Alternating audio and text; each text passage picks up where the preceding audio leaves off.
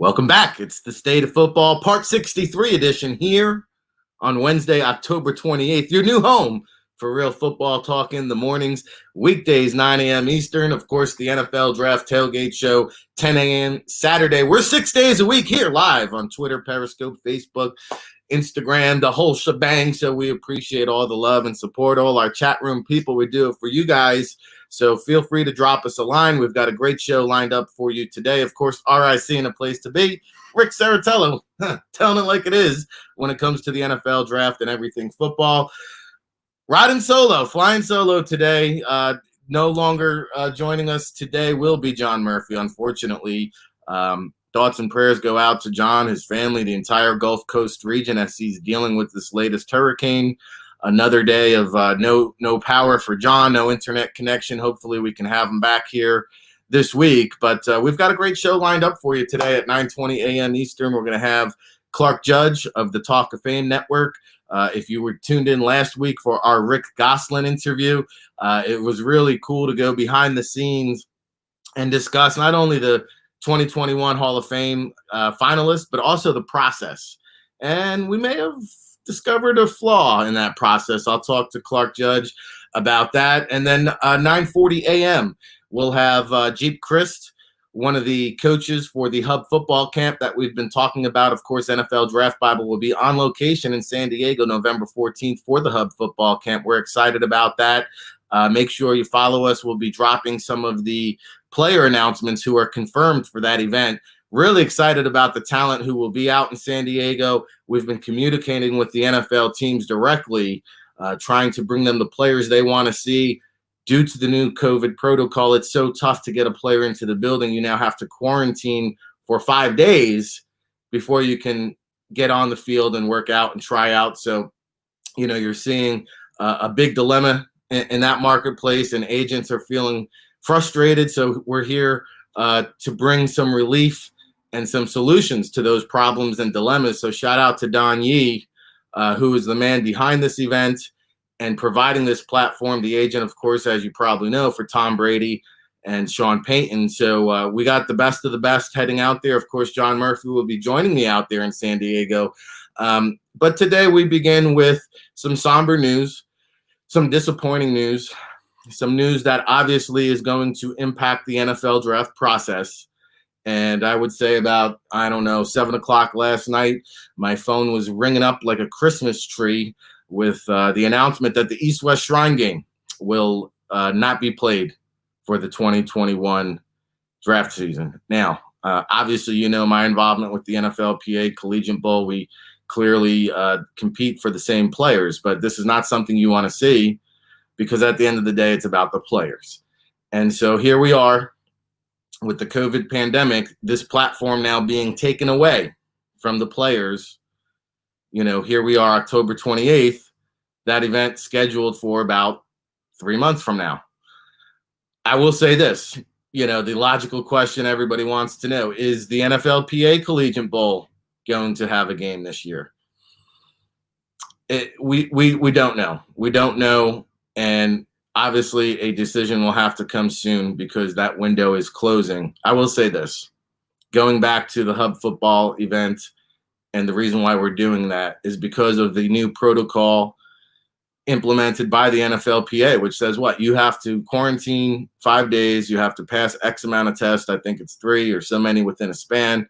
And so now any all-star game that wants to abide by those protocols, those rules and regulations enacted by the NFLPA, you've just tacked on now 5 days onto the event where you have to fly in the player, put them up in a hotel, quarantine them before you could even do weigh-ins. Okay. And so, I don't want to speak for the Senior Bowl. I hope they can pull it off. Technically they don't have to abide by the NFLPA protocol, really. So I think that I like that fact that they're planning ahead, moving forward with it. But I think at the end of the day, not even Jim Nagy could confidently say there's definitely going to be a Senior Bowl game. I don't think anybody can confidently say there's going to be anything come January because we just don't know. We don't know. We don't know about the flu season, how that's going to impact everything. Is that lockdown, that second wave that's hitting Europe and Italy going to come over to us? It seems inevitable. I think it might be happening. I'm not sure. And what a weird scene, by the way, at the World Series. Did anybody catch that? Justin Turner removed from the game because of a positive COVID test. I guess they found out in the second inning there was a quirky test that came up. They tried to expedite his second test. They finally got that result by the second inning, I think. They pull him out of the game, okay? He leaves the game. The Dodgers win the World Series. And, oh, by the way, guess who comes trotting back out of the dugout? Justin Turner. He's on the field celebrating, kissing people, takes his mask off for team. He's holding the World Series trophy. The guy just tested positive for COVID, the first positive COVID test. They got through the entire playoffs without any positives. Here we are in the final game, and Justin Turner's on the field celebrating, hugging, kissing. Like, it's all good. I mean, boy, oh boy. And then you hear the comments from the Dodgers team president saying, well, he's going to be a free agent. He doesn't know if he's going to be back. I understand that he wanted to celebrate. He's like, I thought he was kind of conscious and thoughtful of everybody. Oh, really? He was thoughtful of everybody. Okay, here's my COVID. Breathe it in. Love it. Smug it. I mean, are you kidding me? Are you kidding me? I want to see where that story goes. So we'll not to get off the track there, but geez, is that the world we're living in? All right. Well, the East-West Shrine game obviously is going to leave a lasting impact on the draft process. And why, Rick? 350 guys get invited to the NFL Combine. 250 get drafted.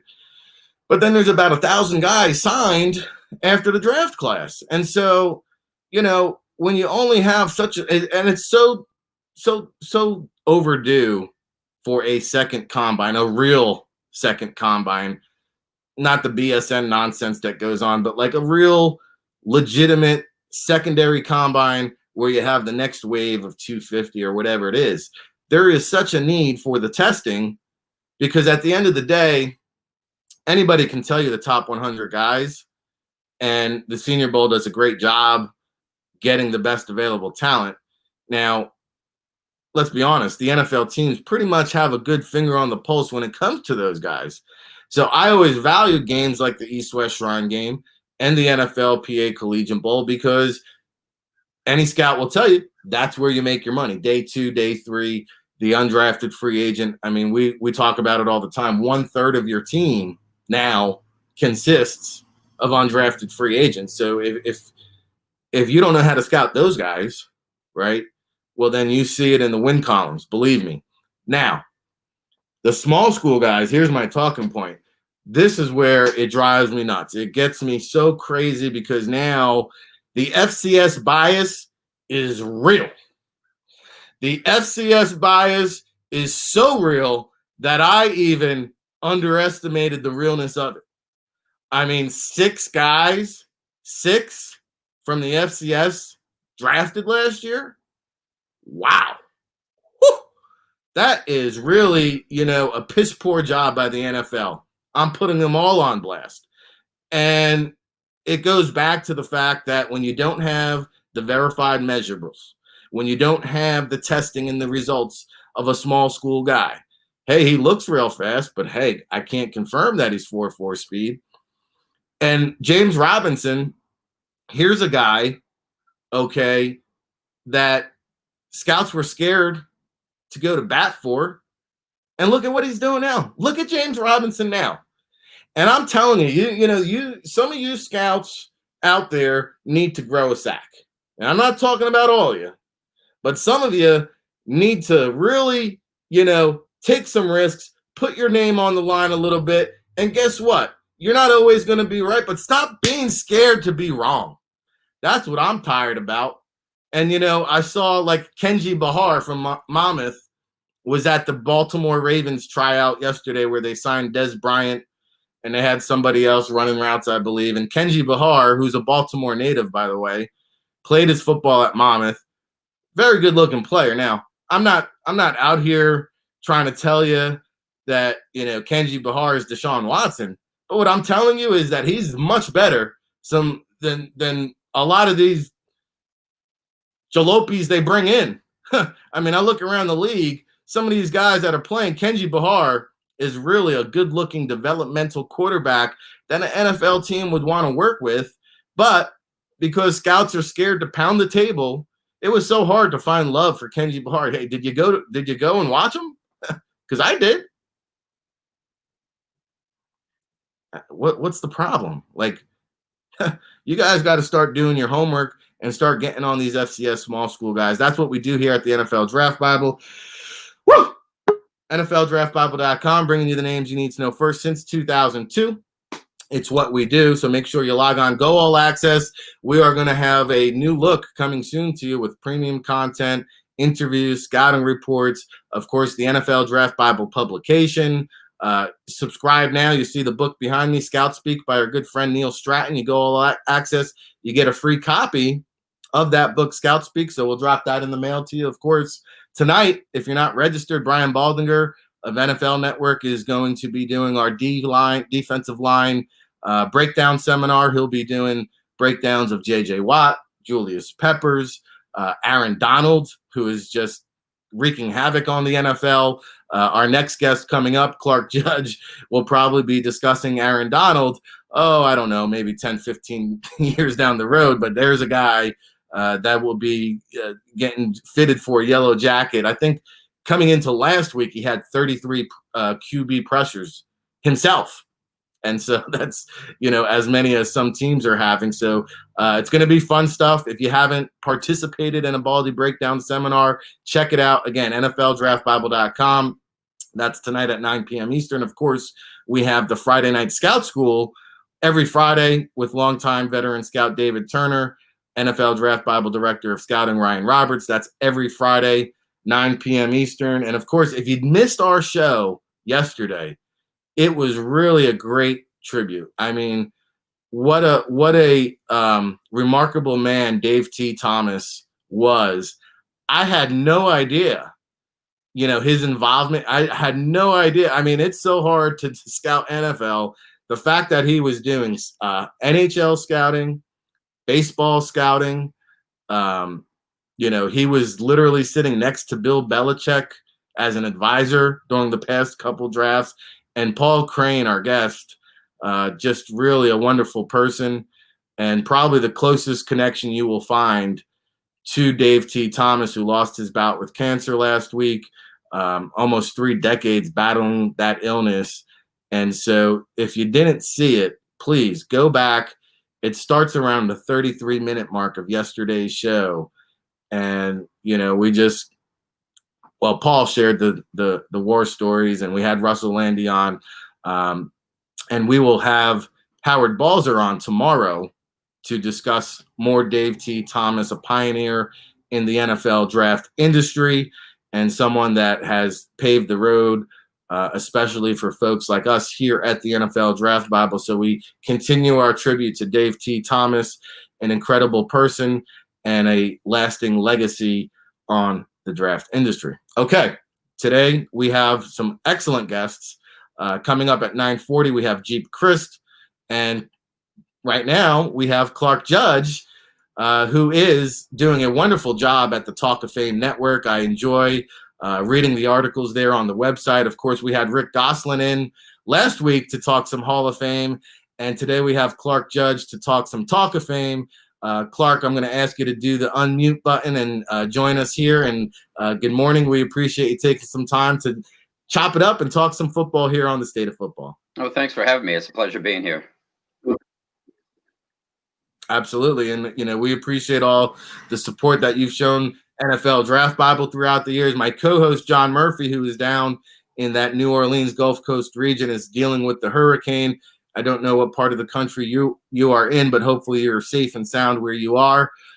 Again, we appreciate the time here today. So, a couple things here I found fascinating. We had Rick Gosselin on last week. And so basically, from my understanding, is when the Hall of Fame voters get together and have these conversations, they're really just discussing the finalists.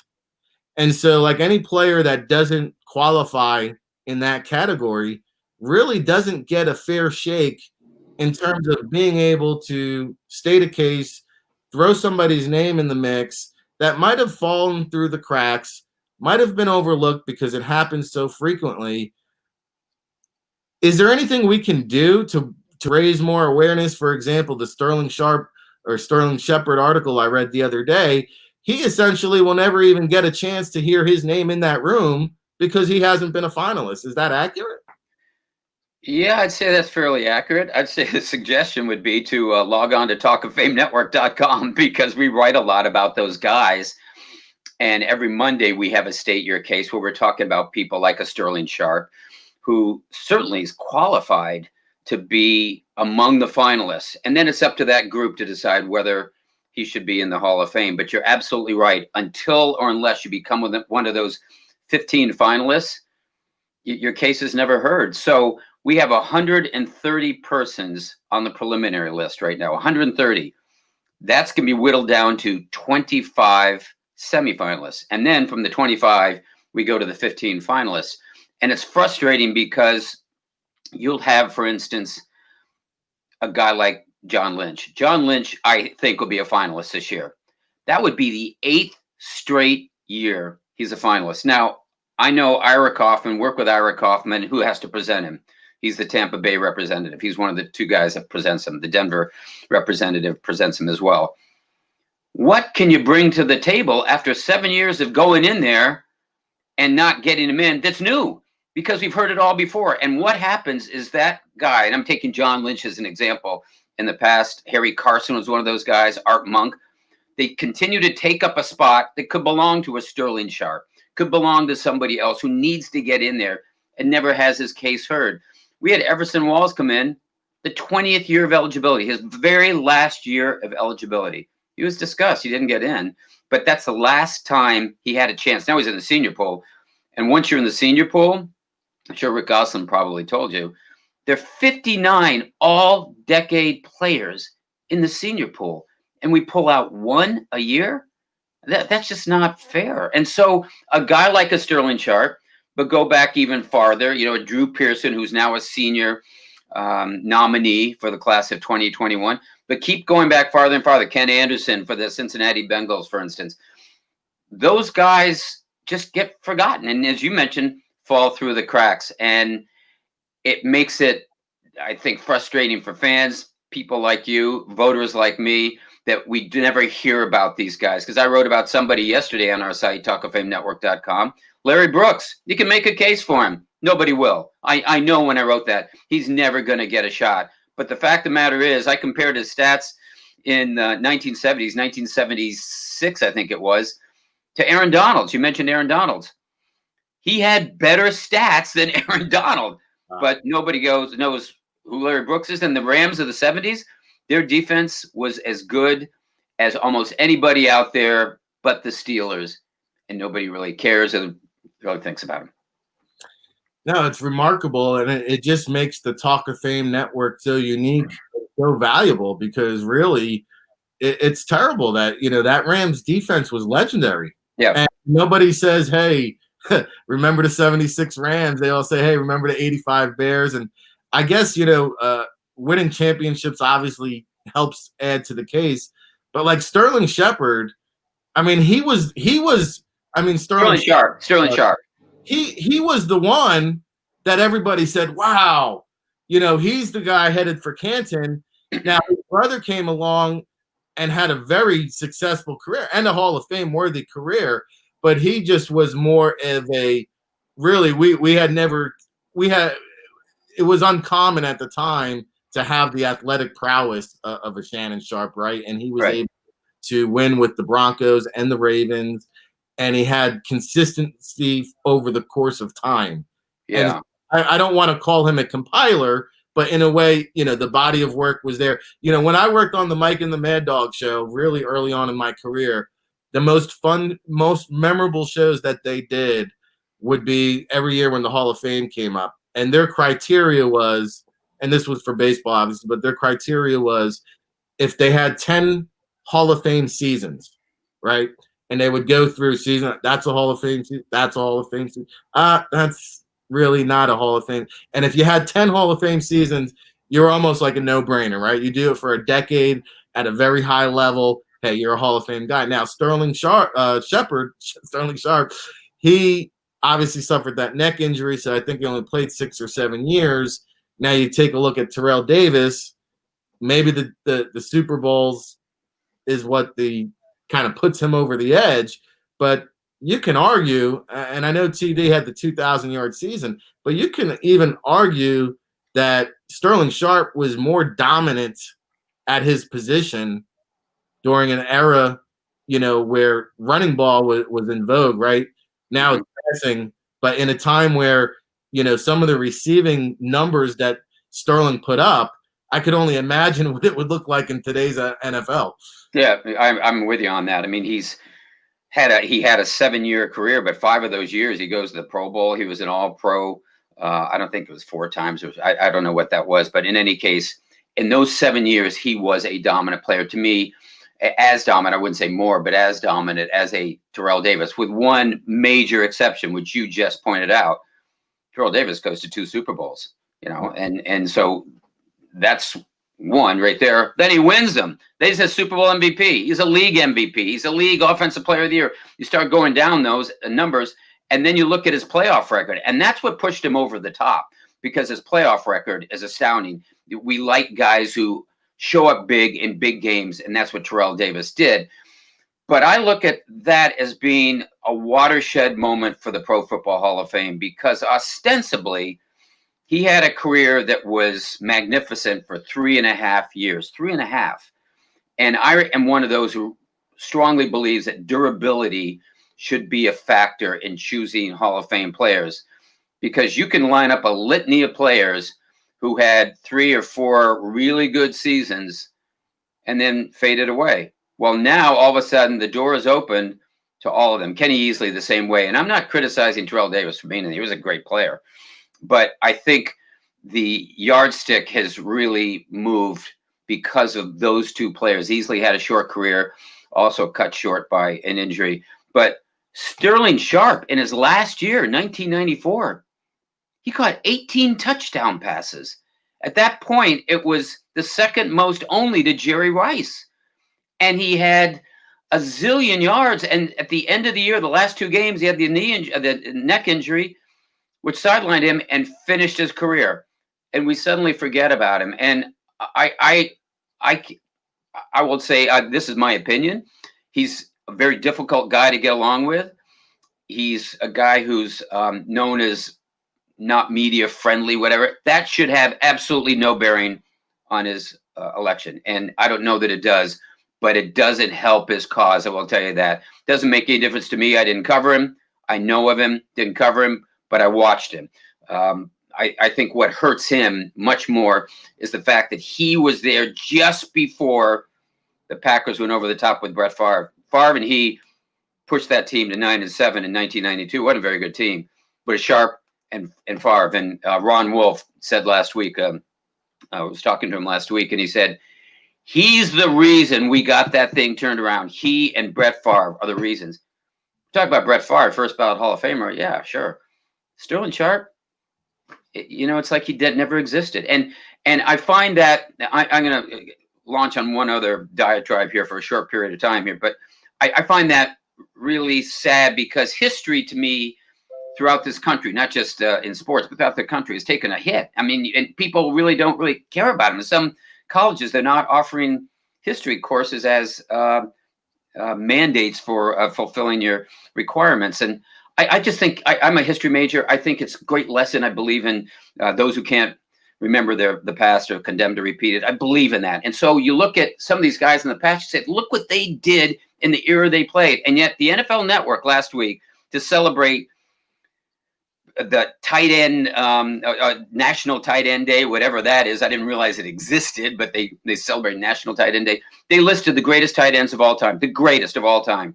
They had Shannon Sharp, they had Jason Witten, Tony Gonzalez, Antonio Brown, Rob Gronkowski, Greg Olson. Greg Olson was on the list, and then other. And for other, I'd go, check me off. I'll go Ditka. I'll go Mackey. How about Kellen Winslow? I mean, we talk about what Shannon Sharp was doing. Tony Gonzalez, Shannon Sharp, they don't exist unless a Kellen Winslow was out there in the 1980s acting as a wide receiver. Because let's face it, those guys, I'm talking about Sharp and Gonzalez, they were wide receivers dressed as tight ends. I understand that. They're great players. They belong in the Hall of Fame. But we don't talk about those guys. I mean, there's nobody in that list from before 1990. Wow, now I really feel old. Well, Clark, to that point, it's a shame, not only from a history standpoint, but I think it's hand in hand with the way media has evolved, because all these mainstream media outlets, they don't want to pay the top dollar for veteran guys like yourself who are knowledgeable, credible, connected, seen it, lived it. They want some 20-year-old kid out of school that goes to Wikipedia, Google quick hit list. Seriously. I mean, why is Otto Graham never mentioned amongst the greatest quarterbacks of all time? Beats the heck out of me. I mean, when I was a kid, I said to my dad, have you seen anyone better than Unitas? And he goes, I don't know if he was better, but he certainly is as good. I said, who? He goes, Otto Graham. You ought to look him up. Well, when I did, I realized, 10 consecutive championship games. Oh, he won 7 of them. Oh, God. I mean, mentions him. Yeah. It just, he was a great, played on a professional basketball team too that was successful. So great athlete, also was a great guy. But that, apart from that, was a tremendous football player who in his era was dominant. And you look at what the Browns did in the AAFC, and then they go to the National Football League and they were successful there and really, to me, made the Cleveland Browns one of the legendary franchises up until like 1970 maybe or so, when Jim Brown and Leroy Kelly and Ernie Green and those guys, Dr. Frank Ryan. I remember all those guys. Gary Collins. Gary Collins is another guy, great receiver. But you're right. We've changed the whole landscape. Part of the reason is because of the change in, quote unquote journalism. With the internet, it's all about page views. And so if I can write about Tom Brady's haircut and get page views, that's what I'm writing about. All right. Well, I'll tell you what, I see too many people putting their all-time quarterback lists out, and they're missing Otto Graham. They're missing Johnny Unitas as being forgotten. How about last year, Pro Football Talk did a top 10 quarterback list, and on Chris Sims's list, and Chris Sims should know better, he didn't have either Otto Graham or Unitas.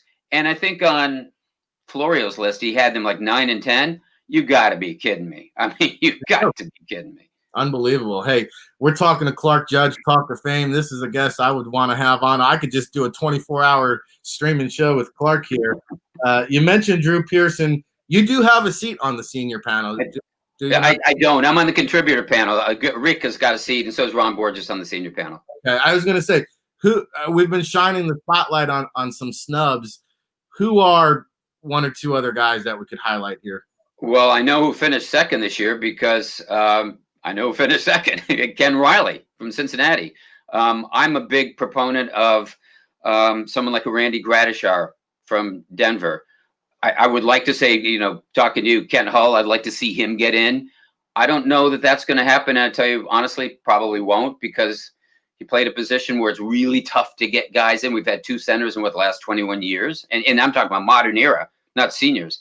But those are 2 guys. But when I look at the senior list, I'll go back to Al Wister of Philadelphia, 48 and 49. He played 9 years in the league, 9 years. He was an All-Pro 8 of those years, 8 of 9 years. He was the captain of the 48 and 49 teams. They won championships. One of those years, they won 7-0. Those 2 years, both of them, they threw shutouts in both those years. But in the 1 year when they won 7-0, he's the guy who threw the key block for Steve Van Buren. He played on both sides of the line of scrimmage. I thought he was a slam dunk for the Centennial class. And he didn't make it. I don't know why, but there's a guy who, you talk about falling through the cracks, I don't know that we'll ever hear his name again.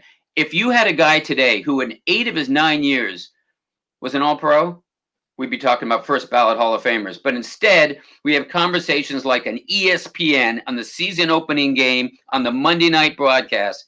Steve Levy said, Steven Gostkowski, future Hall of Famer. You gotta be kidding me. Come on. Unbelievable. I don't know what else. Eight all pros. What else do you got to do to get recognized here? And speaking of special teams, I was thinking when you said Kent Hull, so many great players on that Buffalo team. I'd be curious to know, and I don't think I would view him as a Hall of Famer, but if there was ever a special teams ace worthy of one, Steve Tasker. Yeah. How many years did that guy make an All Pro? I mean, and he's been a semifinalist for a long time. I don't think he's ever been a finalist, but he's a guy who should be in the conversation. So should other special teamers.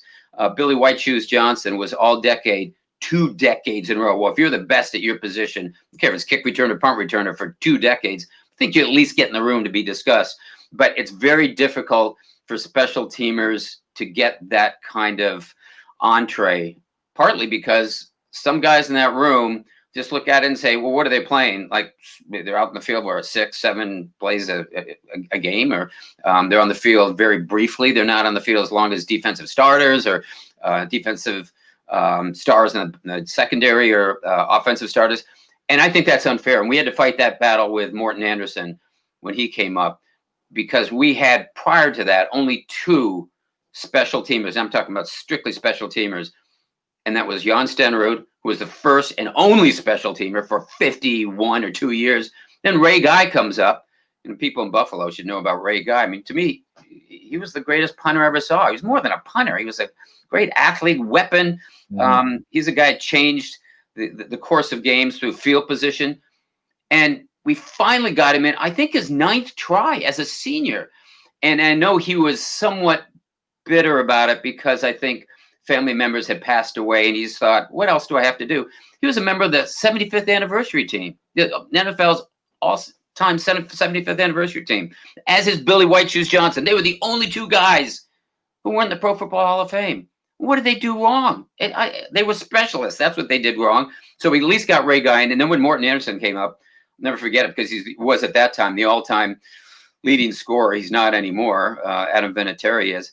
But it kept going back to let's look at baseball. Their all-time leading scorer. Oh yeah, he's in the at Cooperstown. How about the basketball? Yeah, he's in the Hall of Fame. How about hockey? Yeah, he's in the Hall of Fame. How about the NFL? We can't get Morton Anderson in. He was all decade for 2 decades in a row, and there was some pushback. And I know Ron Borges spoke out very strongly, but I think Dan Fouts said in that room, wait a minute, what are we looking at, guys, here? I don't care about the numbers. I don't want to know the numbers. He was so good that at his position for 20 years, there was nobody better. And we're saying you can't come in? Then just say we're keeping kickers out. And that sort of ended the whole conversation. He catapulted in, and now we've got 3 specialists in. It's amazing Billy White Shoes Johnson isn't in the Hall of Fame. We're talking to Clark Judge here. We've got our next guest, Jeep Chryst, coming up in just a minute or 2. But before I let you go, Clark, I'm curious to get your opinion here quickly on the logjam at wide receiver, because I think Reggie Wayne is now eligible. Megatron is added to the list, who, kind of had a shortened career. So I think he has to wait, because you've got others like Torrey Holt and Hines Ward. So, how do you figure out that logjam? Well, Hines Ward's never been a finalist, and that I hope will change. I don't know that there's any momentum right now for any of those guys that you mentioned, simply because I have heard some things within the room there. I think eventually, one or some of those guys will break through. Torrey Holt was an all-decade wide receiver. That does count for something. Reggie Wayne, we put Marvin Harrison in his 3rd year, but was Reggie Wayne a Marvin Harrison type of receiver? Probably not, because Marvin Harrison, first team all decade. Megatron, however, I do think jumps the queue. You mentioned a short career, but he's so dynamic for a bad franchise within that time. I think he could be elected in his 2nd or 3rd year. I mean, as I said, Marvin Harrison was a Super Bowl winner. Took him 3 years. Maybe that with Megatron. I think he's got a lot of support. But look at this list this year for 20. I'm talking about this voting year, but next year, 2021, Manning's on it. Charles Woodson. I would think both of those guys probably are first ballot. Not going out on a limb. Then people say, what about Megatron? No, I don't think so, because we've got guys like Faneca waiting, Baselli waiting, Lynch waiting. At some point, we've got to move that line forward and get some of those others that you were mentioning who've been waiting to be finalists never are, get them in the room. But yeah, I don't know how you sort it out, because, for instance, Hines Ward doesn't have the stats of some of those guys. He's a great all-around player, great blocker. You have to watch him. He's a great blocker. But as time goes on and younger people come in, they'll go, well, just look at his numbers. That's why analytics and statistics drive me crazy. It's got to be more than that. It's got to be an eye test too. I'm with you, my friend. Well, hey, Clark Judge, this was terrific. Please do us a favor. We'll check in with you. We'd love to have you back on sometime, because I'd love to be on here. It's great talking to you. Thank you very much, and thanks for the shout out for the Hall of Fame. Yeah, well, hey, the Talk of Fame is where it's really at. Go to the Sports Illustrated platform. Check out all the great content that Clark and Ron and Rick are doing over there. And this is eye-opening. Every time one of you guys comes on, Rick and now you, Clark, and I guess we'll have to now go for the trifecta and try to get Ron on here, because good luck. He's a tough man to nail down. We're gonna try to do it. But hey, Clark, thanks for the time here. We appreciate it. We kept you overtime a little bit, but I appreciate the patience, and we'll definitely be in touch. Thoroughly enjoyed it. Thank you very much. Awesome. There you go. Clark Judge, talk about a fountain of information, taking us through, and just a great football mind. I mean, incredible job. So hopefully we can pop him up again. Now we're going to pop up Jeep Chryst, who has a very impressive resume in his own right. Obviously, recently coached with the Broncos, 49ers, previously the Panthers, Cardinals, has done some great things at the college level, NFL level, and now with the Hub Football Camp. Make sure you check those guys out, hubfootball.com. NFL Draft Bible, excited to be on location for the Hub Camp, brought to you by Don Yee. November 14th, San Diego will be on location, providing you with coverage. It is providing a huge need in the marketplace with the COVID pandemic. Trying to get players, street free agents, that is, inside the building has been extremely difficult. So we're going to talk to Jeep a little bit about that, but we welcome him into the show here on the State of Football. Good morning, Jeep. How are you this morning? Enjoying listening to Clark. Yeah, I mean, hey, there's a guy that could, take you back through the archives and going through memory lane with some of the players there. Definitely giving us great perspective. But, let's get some perspective on this event here coming up at San Diego. You guys are putting together a really valuable event, and you are kind of the de facto head coach, from what I've been told. You're also, working with the QBs and wide receivers, but you're kind of like the main conductor on the train there. So for those at home listening, we get a lot of agents who tune into this show as well. Provide some perspective in terms of what you guys are doing, the value that you're bringing to the marketplace, and what players will expect to experience when they go out to San Diego next month.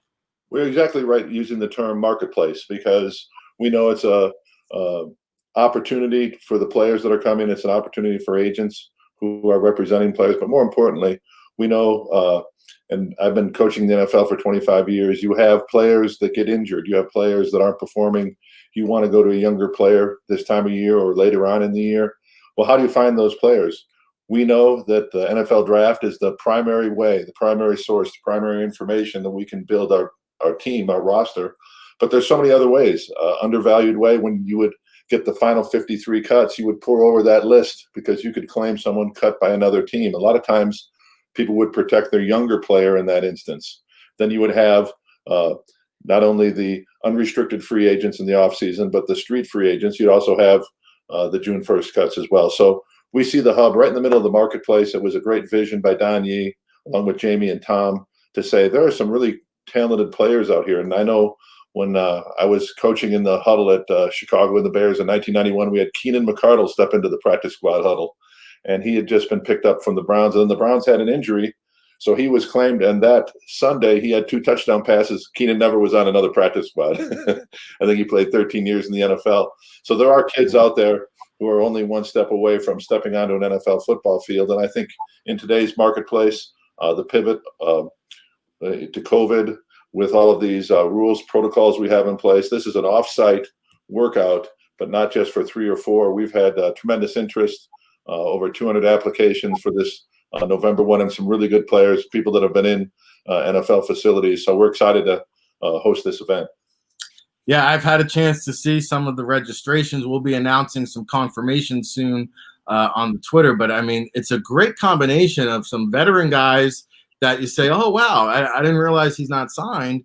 And then some of the rookies that were overseen in this draft process. And you think about this. Last year, you know, there was 521 rookie tryouts. Yep. This year, there was 0. Yep, exactly. Pandemic. So that's 500 fewer opportunities right there. Then they say, hey, by the way, you've got to cut down camp from 90 guys to 80 guys. There's another 300 opportunities gone. And so now with the no COVID protocol, we just saw the East-West Shrine game have to cancel yesterday because now essentially if you want to come inside an NFL building, you've got to self-quarantine for 5 days, pass X amount of tests, and then you get to try out. And then you go back into quarantine, and then you get to play. It's like a 2-week process just to try out a guy. And so, and you saw Anthony, Coach Lynn on Hard Knocks say, hey, if we didn't have preseason last year, Austin Eckler would probably be on the streets. That's right. And every year you get guys like that. So the response has been remarkable. The agents that I've spoken to about it are 100% behind this concept. And the NFL teams are 100% behind this concept. In fact, I've talked to Tommy Goodhines, who you mentioned, and they're getting lists, Don and Tom and Jim, they're getting lists, myself and John, they're getting lists directly from the teams. Like, hey, these are the guys we want to see. I think that's what a marketplace means. When you say it's in the middle of the marketplace, a hub is right in the middle of it. We're right in the middle of this intersection. And the good news is everyone is getting along with everyone else out. It's a legitimate operation. Sometimes when you would, hey, I want a ticket to get into a game. Well, that's a marketplace too, but I don't want to buy it from the guy in the trench coat standing on the corner. I might want to go on my phone to StubHub or Ticketmaster or whoever the secondary ticket market is. And I've got great confidence that I'm buying a product at market value. The free market will dictate what that price is, whether I want to sit on the 50 and pay more or just get in the event and sit in the end zone and pay less. So it really is in the middle of a marketplace. The names are very impressive. We enjoyed what we did. The feedback we got from the diagnostics that we ran on these kids, you know, that's the other thing that you're seeing. Originally, you saw people like Leonard Fournette and Christian McCaffrey sit out of bowl games. They opted out of bowl games. And then we saw with the COVID, we had people opting out of entire football seasons.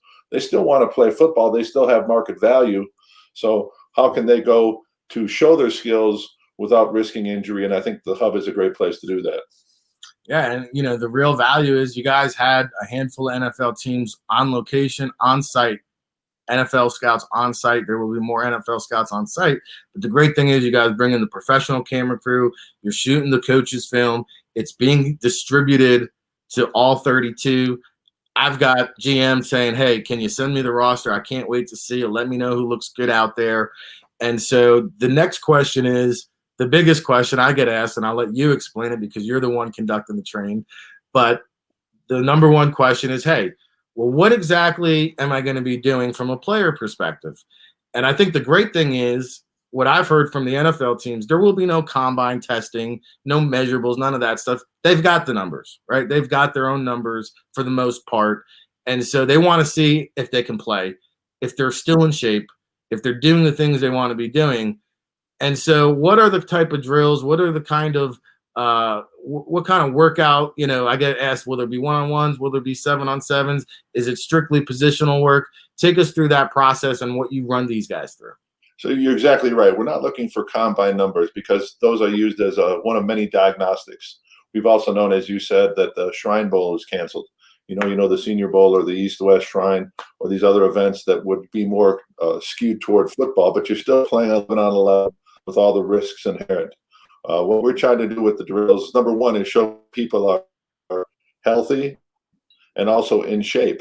If we have both health and in shape, now what you have is a real chance. We've actually encouraged the scouts to come up to either Tom, Jamie, or myself and pat me on the shoulder and say, hey, can we see the quarterback instead of faking left and rolling to his right? Can he fake to the right and roll to the left? So that type of feedback we can incorporate into the drill without those scouts running the drill. They feel like there's a connection. So it's really scouting 2.0. And then, the decision to not do 7-on-7 the last camp, it was a numbers thing, but also we wanted to have throws. So the quarterbacks each averaged, we had 6 quarterbacks average 65 throws. When you think about it at the combine, they only throw about 12 routes, depending on the number of lines and the number of quarterbacks that are in each of the lines. And then they'll do some Dan Fouts straight drop back, and then some rollout, and then we're going to see how hard we throw it into a blocking shield. So that's not really football. So we feel like there's great competitive nature, but for the receivers that were there, every route they ran, they had an opportunity to catch the ball. If you're doing 7-on-7, the ball's going to one receiver. There are 4 receivers who might have got separation, but they don't finish the play. And so you're looking for great things like contested catch. You're looking for competitiveness. And then it ended up being about an hour and 40-minute workout. That's about what an NFL practices. They can see, hey, this kid, I can bring him right into it. He's healthy. He's in shape. He's got a great attitude, and he's ready to go. Yeah, and, making sure they're in shape and being COVID-free, those are 2 of the best assets you can have nowadays as a street free. Especially against the December. Yeah. Well, and that's really, again, you talk about the value is here's a chance, middle of November, you can basically have a tryout for NFL teams virtually because they get the film. And so either one of 2 things could happen. They can bring you on board for the playoff stretch, or they could see something that they like and say, hey, here's a futures deal. And so Exactly here's right. your ticket now to get back into the league because there is no CFL, there's no Arena League, there's no XFL. So the opportunities are limited. And here's an opportunity. And not only that, it's credibility, right? Because the coaching staff you guys have assembled, you've got Super Bowl champions, guys that have played in the league for a decade. And so, they say, hey, well, what's the point of me sending my guy across the country to come out there? Well, guys like Jeep, guys like Eugene Chung, guys like Dwayne Board, Tim McTire, they're connected too. Yeah. So you press one of you guys, you guys got friends in the league. Hey, you got to check this guy out. And, take me through some of those coaches because they are some heavy hitting names. When we first put it together, Don is so well connected as an agent. So we had guys like Ty Detmer coaching the quarterbacks. We had Dave Magazoo, a 25-year NFL offensive line veteran.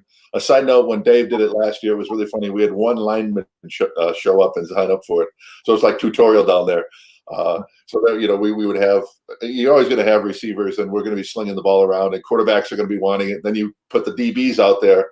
Everyone's chopping at the bit. Then we're going to go down to the red zone. We're going to do our red zone. And then we would peek over there, and there's Mags with his one offensive lineman. What a great kid. And I think he ended up signing with the CFL. But, they were dating each other for the entire period of the practice because it was one-on-one all the way. But fortunately, our numbers are really high. One of the things you're really seeing through the course of it is these are great kids. They're really appreciative of the opportunity. They're in great shape.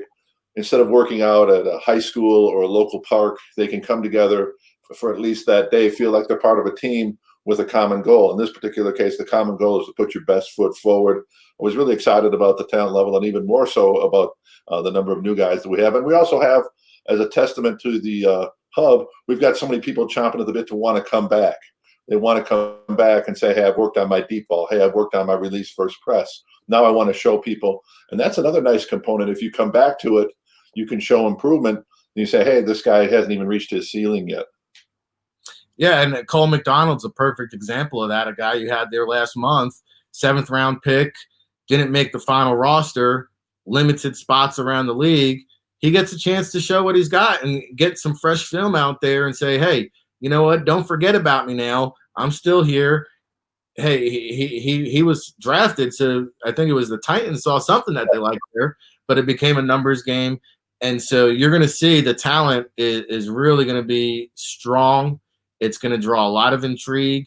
And I've been spending a good portion of my days talking to the agent community, talking to the scouting community about what we're doing out there. And once it all comes to fruition and you guys out there in the listening audience see the final product, and we'll be on location providing updates of some of the standouts and top performers and guys that go on and latch on. I think the one last year actually winded up producing 6 or 7 NFL contracts. So I mean, hey, there you go. The proof is in the pudding. You've got some of the best in the business here coaching at the event. We're winding down on time here, Jeep. Anything else that I didn't cover? Anything else people should know about the Hub Football Camp? Of course, you see it there on the screen, hubfootball.com. You can follow them on Twitter too, Hub Football 2020. Anything else that we failed to cover? Anything else that people You know, what's been great is the variety of players that we've had. So we've had quarterbacks that have got a real good run pass option game to themselves. We've got more classic drop back guys. Receivers, we got slot receivers. We got big play outside play action pass receivers that I've lengthened and try to get the ball average 23 yards a catch. So there's not one size fits all in this. We have younger guys that just came out for this year's draft, but they fell through the cracks. Not only no rookie camps or OTAs, no preseason games. So they fell through the cracks. And then you got some veteran guys that have played in games in the NFL, have played in games in the CFL that just want to say, hey, I'm still in shape. I'm still raring to go, and I've got the attitude to make it work. Yeah, Connor Davis is somebody I spoke to yesterday. He was in the XFL. He was in the Alliance League. He was just on the Jets a couple weeks ago. I know there's another team that just requested his phone. He'll be out at the Hub. So it's just really exciting times. I'm looking forward to getting on the road and doing some in-person scouting. I've been bundled up here down at the – San Diego's great, America's finest city. Yeah, so, hey, I'm going to go from one coast to the other. They're going to get out of the Jersey Shore, get into the sunny San Diego, and soak in some football. And my co-host here, John Murphy, who's with me every day, he's experiencing the hurricane right now down there in the Gulf Coast region. So he's without internet. He couldn't join us today. I know he's looking forward to getting out to sunny San Diego and out of that hurricane season. And I look forward to linking up with you in person, Jeep, out there. And really looking forward to a wonderful event. So thank you for what you're doing for these players. And just a wonderful opportunity. Of course, Don Yee, the agent for Tom Brady and Sean Payton, in case you didn't know, he's just a little bit connected. So, we're going to have a great showcase out there. And, again, thank you for the time, Jeep. Enjoy the rest of your day, and I will see you in a couple weeks, my man. Likewise, Rick. Look forward to seeing you. All right, there you have it. Jeep Chryst, a really great person in what he's doing, working with Tommy Goodhines and Jamie and Don Yee, providing this platform. Of course, I mean, longtime coach at the collegiate level with Wyoming, and then on to the NFL, Chicago Bears, Arizona Cardinals, San Diego Chargers, Carolina Panthers, 49ers, Broncos, the list goes on. And looking forward to getting to meet him in person. Looking forward to getting to know all those guys. Eugene Chung, a guy that played a decade in the league. Tim McTire shows us all kinds of love on Twitter. I can't wait to link up with him. Ty Detmer, he mentioned, who, thoughts and prayers go out to the Detmer family. I think he just recently lost his dad. He'll be out there, though. And if you're a quarterback, man, I mean, what better than Jeep Chryst and Ty Detmer to come take some reps, get 65 throws in, get feedback from those two guys. And then, oh, by the way, you've got scouts on location, kind of poking and prodding around there. So we'll have more information at NFL Draft Bible, some player announcements. Of course, if you're a player and want to register, hubfootball.com is where that's at. I will tell you this, invites have already started to go out this week. So spots, there's only going to be a maximum of 60 spots here from my understanding. So it's an invite only. It's very select. The evaluation process to get into this event is very thorough. And so John Murphy and myself will be on location for that event November 14th in San Diego, something we're very, very excited about. I'll tell you what, I was excited about our guests today. I mean, what a great job. Clark Judge, Jeep Chryst, two tremendous guys. If you're just tuning in now, at 9:20 a.m. Eastern, we had Clark Judge on taking us inside that Hall of Fame process. And then, of course, Jeep Chryst, who is, kind of spearheading that hub football camp for the street free agents. Tomorrow, we've got a triple header. We'll be joined by Dane Vandernat, the director of the NFLPA Collegiate Bowl, who I work so close with. We will also have Neil Stratton from Inside the League, who wrote this book, Scout Speak. He'll be on to talk about the ramifications of the East-West Shrine game cancellation.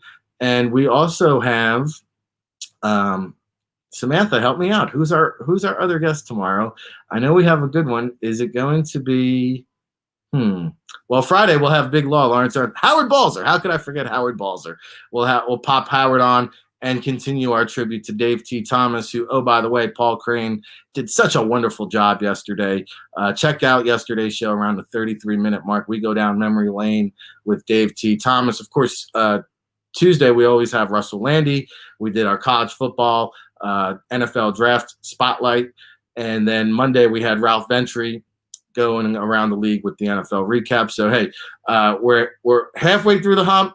The State of Football, your new home for real football talk in the mornings. Of course, the NFL Draft Tailgate Show is Saturday, 10 a.m. Eastern, and it's all brought to you by the NFLDraftBible.com. Log on now, go all access, unlock the magic. You'll gain access to over 300 scouting reports for 2021 and beyond. We're adding to that list daily.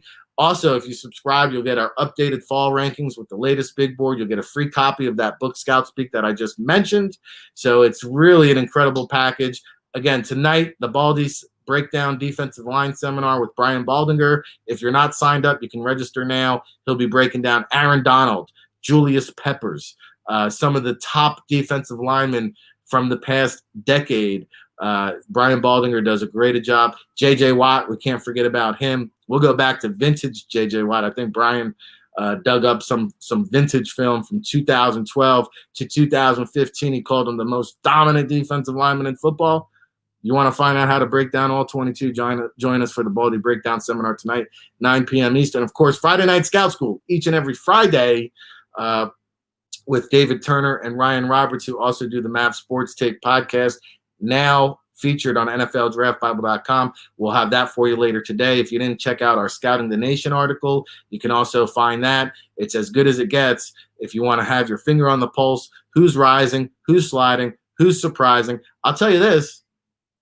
Thoughts and prayers out to the Gulf Coast. We're thinking about you. John Murphy, the whole Gulf Coast region. Please stay safe. Hopefully they get through this. Hopefully we have John back here this week. I miss my partner in crime. Again, we've got a triple header lined up for you tomorrow. So, hey, can't stop, won't stop. Till the next time, everybody. Keep it locked.